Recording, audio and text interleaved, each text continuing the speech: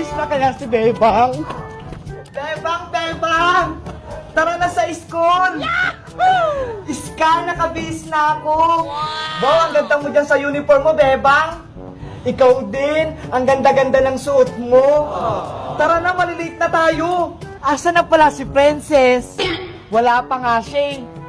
Bebang, Iska! Ayun na si Princess. Princess, mukhang masaya ka. Pinabaunan kasi ako ni nanay ng pagkain. Ito, ano yan? Isang kalderong kanin? Oo, para daw hindi ako magutom sa school. Ikaw talaga, lagi kang handa. Ayaw mong magutom. Siyempre, para may laman yung utak ko, tsaka yung tiyan ko. Sa bagay. O siya, tara na sa school para hindi tayo malate. Okay, tara na. Let's go! A few moments later. Bebang, Princess, magkakatabi tayo dito sa upuan, ha? Tignan mo, Iska, oh. Si Princess inaantok. Huwag na kayong nini, dyan na si Ma'am. Hello, everyone. Good morning. Ako si Teacher Agnes. Sana maging mabait kayo sa akin. Good morning, Teacher Agnes. Bago tayo magsimula, magpakilala kayo sa akin. Sabihin yung pangalan at kung anong talent. Ano ba yan? May pakilala pa? Inaantok nga ako. Ako po si Beba. Ang gagawin ko po ay kakanta. My toes, my knees, my shoulder, my head. Ang galing, Beba. Ang ganda ng boses mo. Ako naman po si Iska. Ang talent ko po ay sumayaw. Ay, pang-tiktok yung sayawan ni Iska. Ako naman po si Princess. Wala po akong talent. Okay lang yan, Princess. Maganda ka naman. O sige, buko ka na. Siya daw yung maganda. Very good kayong lahat. Ang bibo-bibo nyo. Ready na ba kayo sa unang araw ng school nyo? Opo, ready na kami, teacher. O sige, dahil excited na kayong lahat, kunin niyo yung walis, bunot, tsaka punasan niyo yung mga salamin. Maglilinis kayo ngayong araw. Hala, bakit kami maglilinis ng teacher? Para malinis yung classroom ninyo. Matagal na kasi itong hindi nalilinisan. Tignan nyo, ang dami ng agyo-agyo. Ano ba yan? Dapat hindi pala ako pumasok ngayong araw. Maglilinis lang pala yung gagawin namin. Hayaan mo na, Princess, para malinis yung classroom natin. Mas maganda mag-aral kapag hindi madumi yung school. Bebang, Iska, kayong dalawa na lang muna maglinis, ha? Magmimerienda muna ako. Baka mapanis tong baon ko, eh. Hala, ang tamad mo talaga, Princess. Susubukan namin kay teacher, ha? Boyong, pwede ba kaming dumaan dyan sa may tulay? Ako yung bantay dito, kaya di ko kayo padadaanin. Boyong, padaanin mo na kami, please! Bebe! Hindi kayo makakadaan! Bebang! Princess, bilisan mo! Pinapapunta tayo ni Iska sa bahay nila. Bakit daw? May handaan, birthday ng lola niya. Ay sige, may pagkain pala. Mabubusog na naman ako nito. Tara na, bilis. Saan pala tayo dadaan? Sa may tulay, para mabilis tayong makarating. Let's go!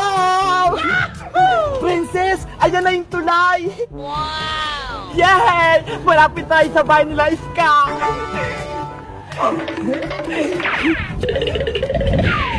Hoy, Bebang at Princess! Bawal kayong dumaan dito. Naku, Bebang, si Boyong nakaharang sa may tulay. Diyan lang kayo.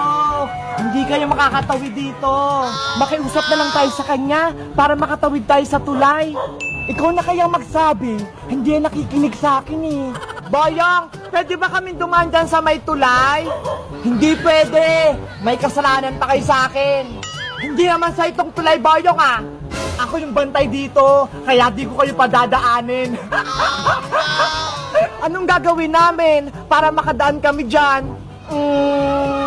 Sabihin mo na, Boyong, para makapunta na kami sa bahay nila Iska. Nagmamadali kami. O sige, dadaan lang kayo dito. Pero may 3 kondisyon. Tatlo? Ang dami naman. Dapat isa lang. Ayaw nyo ba? Bahala kayo. Hindi ko kayo padadaanin. Sige na nga. Ano bang gusto mong gawin namin, Boyong? Una, bigyan nyo ko ng merienda. Yung masarap na masarap. Bebang, wala tayong pagkain. Paano ba yan? Huwag kang mag-alala, princess. May dala-dala akong chocolate dito. Oh, ay, ang sarap niyan. Pwede akin na lang. Hindi pwede. Kay Boyong to. Para makadaan tayo. Sige na nga. Bigay mo na kay Boyong. Boyong, ito ha. May pagkain kami dito. Ano yan? Chocolate to. Kunin mo na. Akin na ha.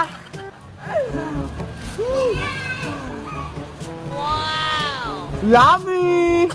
Ano yung pangalawang kondisyon, Boyong? Dapat, sumayaw kayo, yung parang nagtitiktok. Lagot! Hindi ako marunong sumayaw, princess. Sayawin natin yung paru-paro, G. Sige, ayun na lang. Alam kong sayawin yun. Ano? Sayaw na!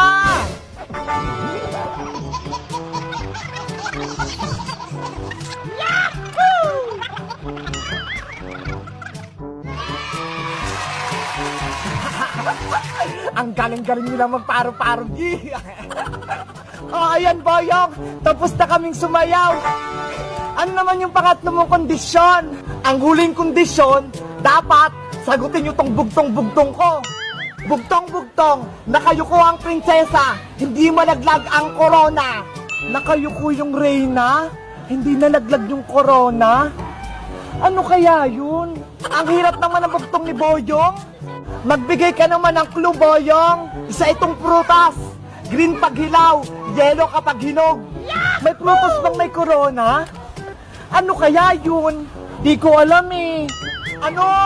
Sagutin nyo na. Boyong, hindi namin alam yung sagot ng bugtong mo. Eh di hindi kayo makakadaan dito. Boyong, padaanin mo na kami. Please. Bebe, bebe, hindi kayo makakadaan. Hello guys, magandang araw. Andito kami ngayon ni Princess sa may tulay. Hindi kami makadaan. Si Boyong kasi hindi namin masagot yung bugtong niya. Bugtong-bugtong, nakayuko ang prinsesa, hindi malaglag ang korona. Kayo ba, alam niyo yung sagot? May alam din ba kayong bugtong? Comment lang kayo para sagutin ko. Bebang, tara! May naisip ako. Umikot na lang tayo. Sige na guys, bye-bye na. Antayin mo ako, princess. Bilisan mo. Ako ay may lobo, lumipad sa langit.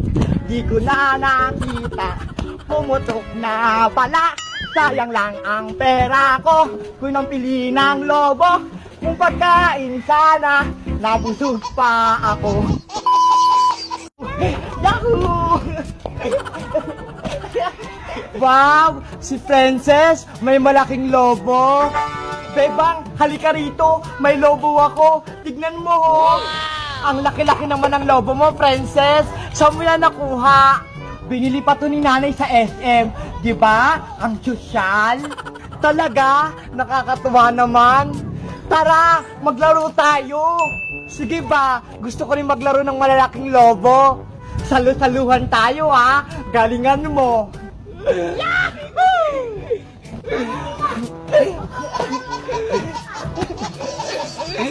Eto naman sa'yo, princess. Ang taas-taas, Bebang. Ako din, tataasan ko. Ayan na, Bebang, saluhin mo to. Yari ka sa aking lobo ka.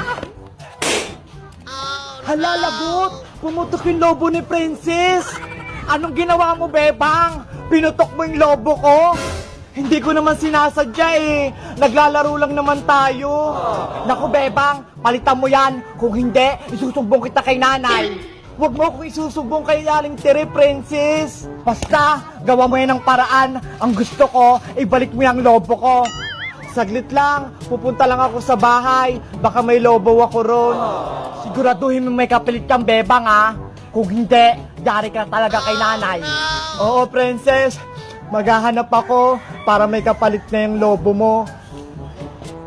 Princess, eto na yung lobong kapalit ng naputok ko. Ah, saan? Ito, ho. Ano ba yan? Ang lit-lit naman yan. Lobo ba yan? Ito lang yung meron ako eh. Basta ayoko yan. Gusto ko yung katulad kanina, yung malaking malaki. Sorry na, princess. Wala akong ganong lobo eh. Naku, yari ka talaga kay nanay. Bebang princess! Ay, Siska, may madaming lobo, iba-ibang kulay. Nag-aaway ba kayong dalawa? Iska, naputo ko kasi yung malaking lobo ni Princess eh. Kaya yun, nagalit siya sa akin. Binili kasi sa akin ni nanay yung lobo, tapos puputukin mo lang. Wag na kayong mag-away-away. Ito ho, marami akong lobo. Ito na lang yung laruin natin. Talaga, Iska, pwede namin yung laruin? Oo naman, para masaya tayong lahat. Princess, hindi ka nagalit sa akin? Okay, hindi na ako galit sa'yo. Bati na tayo. Yay! Basta, sa susunod, wag mo nang putakin yung lobo ko, ha? Ayan, bati na kayong dalawa. Iska, pahiram na ako ng lobo mo. Oh, ito, princess. Mag-ingat ka, ha? Baka liparin ka nito. Wow! Ngayon ako makakahawak ng ganito karaming lobo.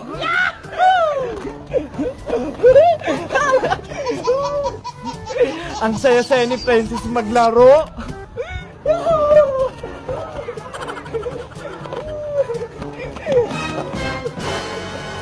Naku, ang lakas-lakas ng hangin.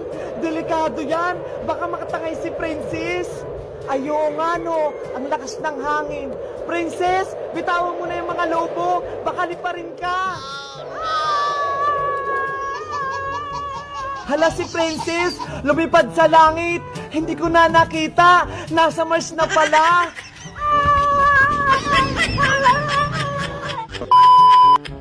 Hello guys, ako si Iska. Nakita niyo ba tong lobo ko? Ang dami no.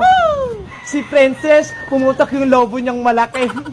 Kayo ba? Naputok ko na ba kayo ng lobo? Comment lang kayo. Bye-bye!